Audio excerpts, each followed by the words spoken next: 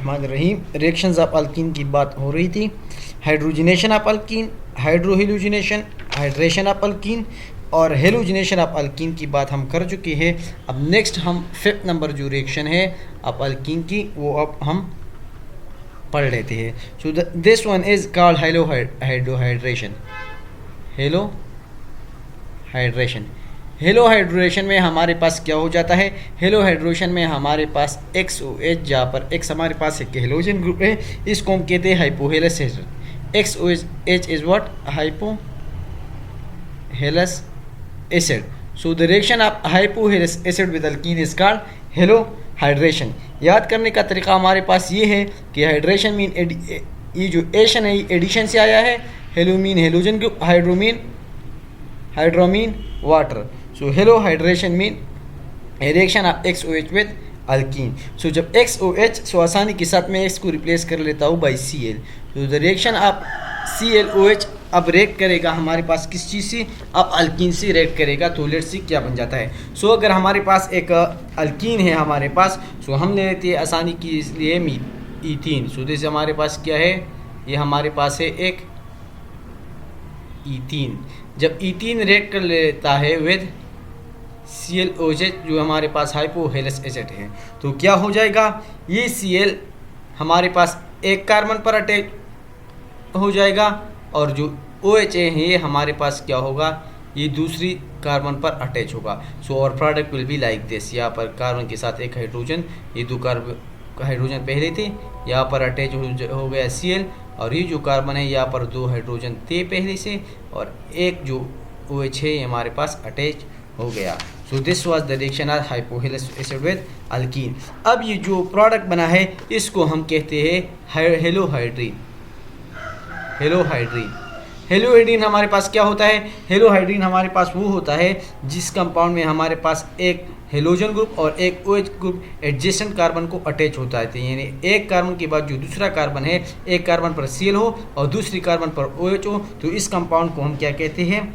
हेलोहाइड्रीन। अब Markovnikov rule इस reaction में भी फॉलो, अब मार्कोनिकॉफ रूल जो है वो भी इस रिएक्शन को फॉलो करेगा। अब यहाँ पर हमारे पास Cl जो है ये हमारे पास पार्शियल पॉजिटिव हो जाता है और ये OH हमारे पास क्या हो जाता है? OH negative. सो ये Cl जो है अगर हमारे पास अनसिमेट्रिक कार्बन हो, लाइक इन केस ऑफ हमारे पास इस तरह का कंपाउंड हो, सो हमारे पास प्रोपीन हो सपोज, तो क्या होगा? ये जो Cl है हमारे पास इस कार्बन को अटैच होगा जहाँ पर हमारे पास कार्बन हाइड्रोजन की तादाद ज़्यादा हो। Don't skip it. चलिए मैं अगेन लिख ले देता हूँ कि सपोज़ हमारे पास एक सिमेट्रिक कार्बन हो, लाइक हमारे पास हो CH3 CH और हमारे पास हो CH2। तो ये हमारे पास एक प्रोपीन है। तो यहाँ पर अगर एडिशन हो जाती है ClOH की, तो यहाँ पर हमारे पास ये पार्शियल नेगेटिव है, ये हमारे पास पार्शियल पॉजिटिव है। तो क्या होगा? ये जो पॉजिटिव पार्ट है ये उस कार्बन को अटैक होगा जहाँ पर हमारे पास हाइड्रोजन की तादाद ज़्यादा होगी। सो दिस विल बी और प्रोडक्ट CH3 CH, CH2 के साथ अटैच होगा Cl और CH के पास अटैच होगा OH। So this is what? This is called halohydrin. और ये हमारे पास है 1-chloro 2-hydroxy प्रोपेन। अब नेक्स्ट जो रिएक्शन है हमारे पास वो रिएक्शन है वो है एपॉक्सीडेशन।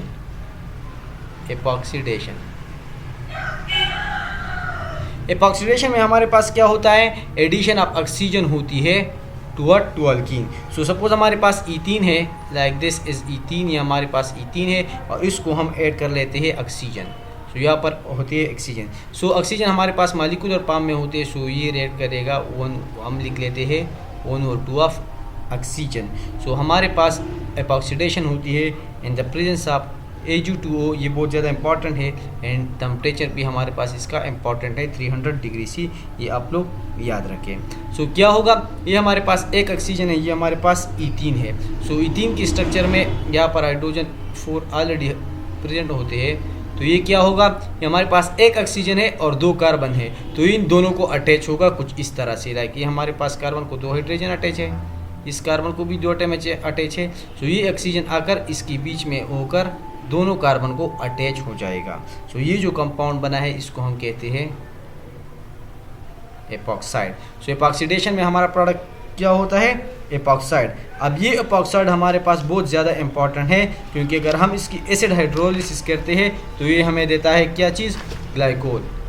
तो याद रखिए कि एपॉक्साइड जो है ये एसिड हाइड्रोलिसिस पर हमें देता है ग्लाइकोल। ग्लाइकोल जो हमने बायोलॉजी में पढ़ी थी कि हमारे पास इस तरह का 2 कार्बन कंपाउंड होता है, जिसके हर एक कार्बन को एक OH ग्रुप अटैच होता है। This is called glycol. अब इस एपॉक्साइड से ये ग्लाइकोल किस तरह बनता है, ये इस तरह से बनता है। हम पहले हाइड्रोजन ऐड कर लेते हैं, एसिड्स ऐड कर लेते हैं या हाइड्रोजन प्लस ऐड कर लेते हैं in the presence of H2O। So suppose हमारे पास ये एक एपॉक्साइड है और हम इसको ऐड कर लेते हैं क्या, H प्लस ऐड कर लेते हैं, तो क्या बनेगा, हमारे पास बनेगा दिस इज कार्बन और ये हाइड्रोजन आकर इस ऑक्सीजन के साथ अटैच हो जाएगा और ये हमारे पास बनेगा OH। जिस तरह ऑक्सीजन ने एक बॉन्ड एक्स्ट्रा बनाया है तो यहाँ पर हमारे पास क्या होगा, इस पर पॉजिटिव चार्ज आएगा। अब नेक्स्ट में अगर हम ऐड कर लेते हैं H2O तो हमारे पास क्या होगा, इस तरह का प्रोडक्ट बनेगा। सो और product will be like this. ये हमारे पास हो गए C, एक OH यहाँ पर अटैच होगा और एक OH हमारे पास यहाँ पर अटैच हो जाएगा। So this is called what, this is called glycol.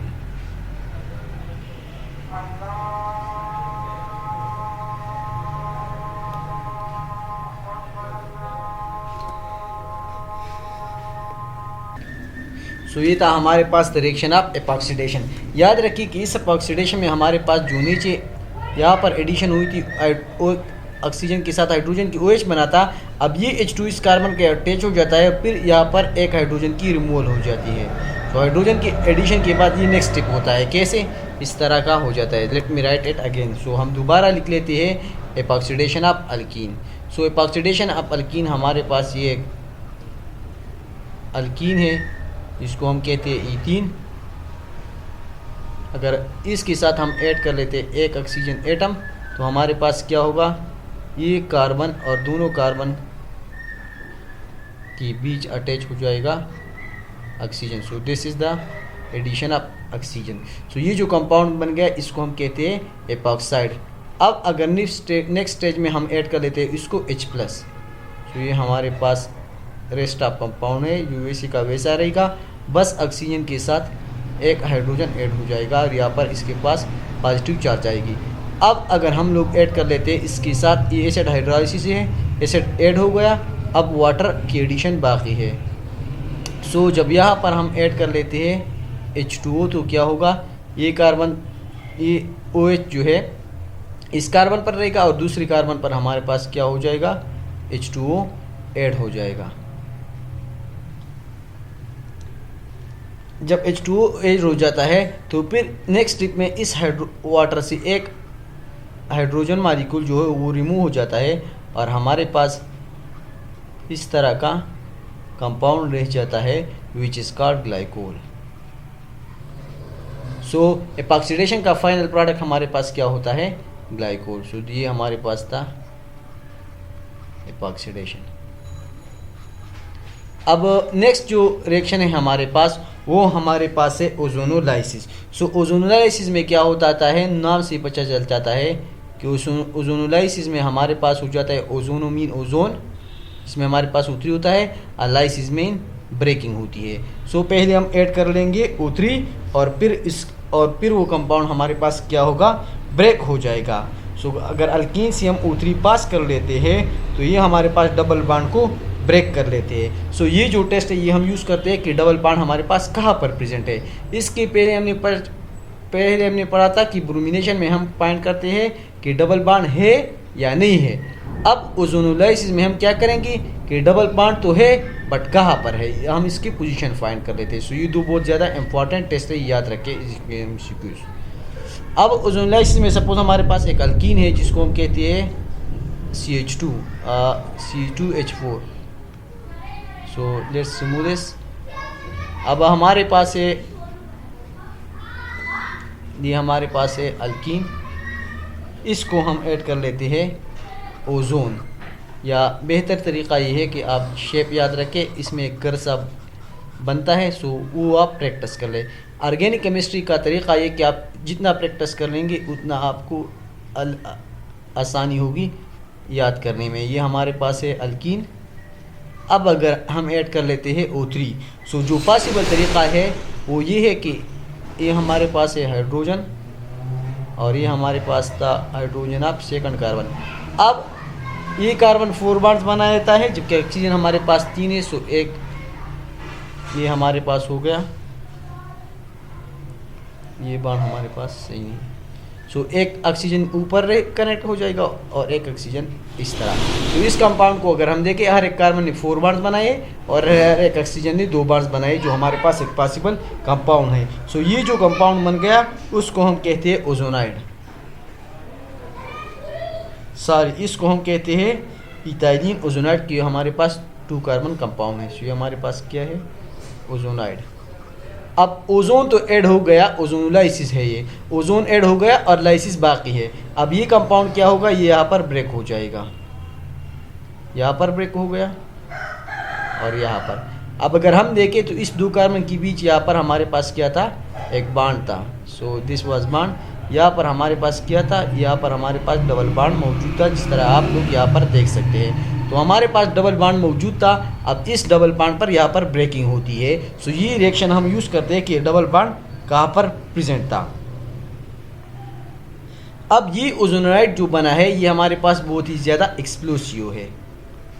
Explosive mean ये बर्स्ट जाता है और हमारे पास एक धमाका का शक्ल इख्तियार कर लेता है। सो इसको हम आइसोलेट नहीं कर सकते, इसी वजह से हम इसको वार्म करते हैं बाय जिंक विद वाटर। हम जिंक और वाटर को यूज़ कर लेते हैं। सो फिर ये क्या बन जाता है, एक कार्बोनिल कंपाउंड बनाता है। सो लेट्स सी क्या हो जाता है अगर ये कंपाउंड टूट जाता है। So this was the first reaction. अब ये यहाँ पर टूट जाता है, सो हमारे पास क्या रहेगा, इस साइड पर एक CH2 है और एक हमारे पास क्या है, कार्बन है। तो हमारे पास इस तरह का कंपाउंड बन जाएगा, HC+O और H। ये हमारे पास ये कंपाउंड रह गया और इस साइड पर भी हमारे पास इस तरह का कंपाउंड रह जाएगा, क्योंकि दोनों हमारे पास सेम है। सो ये हमारे पास क्या है, अल्डिहाइड है। So the final product of ozonolysis is carbonyl compound, जो हमारे पास इस केस में फॉर्माइल अल्डिहाइड है। ये जो प्रोडक्ट है हमारे पास डिफरेंट होगा, कीटोन भी हो सकता है, बट डिपेंड कर लेता है कि हमारे पास अल्कीन किस टाइप का होगा। सो ओजोनोलाइसिस का फाइनल प्रोडक्ट हमारे पास कार्बोनिल कंपाउंड होता है, जो हमारे पास अल्डिहाइड और कीटोन हमारे पास क्या है, दोनों पॉसिबल है। लेकिन जब हम ईथीन यूज़ करेंगे तो हमारे पास प्रोडक्ट क्या होगा, formaldehyde. So this was all the reaction of alkyne. अब एक और रिएक्शन हमारे पास रह जाता है जिसको हम कहते हैं पॉलीमराइजेशन। पॉलीमराइजेशन हमारे पास क्या होता है, पॉलीमर इसमें बनता है, दो या दो से ज़्यादा कंपाउंड एक दूसरे को अटैच हो जाते हैं। लाइक सपोज ये हमारे पास एक कंपाउंड है, सपोज ये हमारे पास क्या है, ईथीन है। सो ये हमारे पास एक ईथीन है, एक दूसरा ईथीन इसको अटैच हो जाएगा और मेनी ईथीन चेन्स बना देता है। सो इसको हम कहते हैं पॉली ईथीन, और ये प्रॉपर्टी सिर्फ अल्कीन में प्रेजेंट है। लाइक सपोज हमारे पास अल्कीन है, ये हमारे पास अल्कीन है। सो इसी तरह के बहुत सारे अल्कीन अटैच हो जाते हैं और इनसे ये डबल बॉन्ड रिमूव हो जाता है। सो इस तरह की कंपाउंड ये बनाता है। इससे पहले ये इस तरह के शेप में मौजूद होते हैं। सो ये हमारे पास सपोज ये हमारे पास एक अल्कीन था, ऐसा ईथीन था, ये हमारे पास दूसरा ईथीन था। सो ये दोनों क्या हो जाते हैं, ये दोनों एक दूसरे से यहाँ पर बॉन्ड बनाया जाए, जिस तरह आप नीचे दे सकते हैं। और इस तरह अगर हम एक दूसरी ईथीन को ले लें, सो ये इस तरह अटैच हो जाते हैं। सो मेनी ईथीन्स अटैच हो जाते हैं और ये जो प्रोडक्ट हमें दे देते हैं इसको हम कहते हैं पॉलीथीन। और पॉलीथीन बैग हमारे पास अवेलेबल है। अब ये पॉलीथीन हमारे पास बहुत ज़्यादा इंपॉर्टेंट है और इसका टेम्परेचर और आप लोगों ने याद कर लेता है। सो इसका टेम्परेचर हमारे पास है 100 to 300 डिग्री सी और प्रेशर हमारे पास 1000 या 1000 to 2000 डिग्री सी से सारी 1000 to 2000 एटमॉस्फेरिक प्रेशर होता है और टेम्परेचर हमारे पास 1000 to 2000। अब ये मॉलिक्यूलर वेट जो होता है लॉन्ग चेन का, ये समटाइम्स अप टू 20,000 या 20,000 से ज़्यादा होता है, 20,000 या 20,000 से ज़्यादा हो जाता है। तो ये हमारे पास क्या थी, ये हमारे पास सारी की सारी रिएक्शन थी। अब ये जो एक कंपाउंड है ईथीन, जिससे ज़्यादा लॉन्ग चेन्स बने हैं, तो इस कंपाउंड को हम कहते हैं पॉलीमर। और ये जिन यूनिट्स से बना है, विच इन दिस केस हमारे पास अल्कीन ईथीन था, उसको हम कहते हैं मोनोमर। और इस प्रोसेस को पॉलीमर, जिसमें पॉलीमर बनता है, इसको हम कहते हैं पॉलीमराइजेशन। तो this was all the reactions of alkyne. आज के लिए इतना काफ़ी है। इंशाल्लाह जल्द ही दूसरा टॉपिक नेक्स्ट टॉपिक हम जो है वो कॉन्जुगेशन ऑफ अल्कीन और आइसोमराइजेशन कल इंशाल्लाह हम पढ़ेंगे।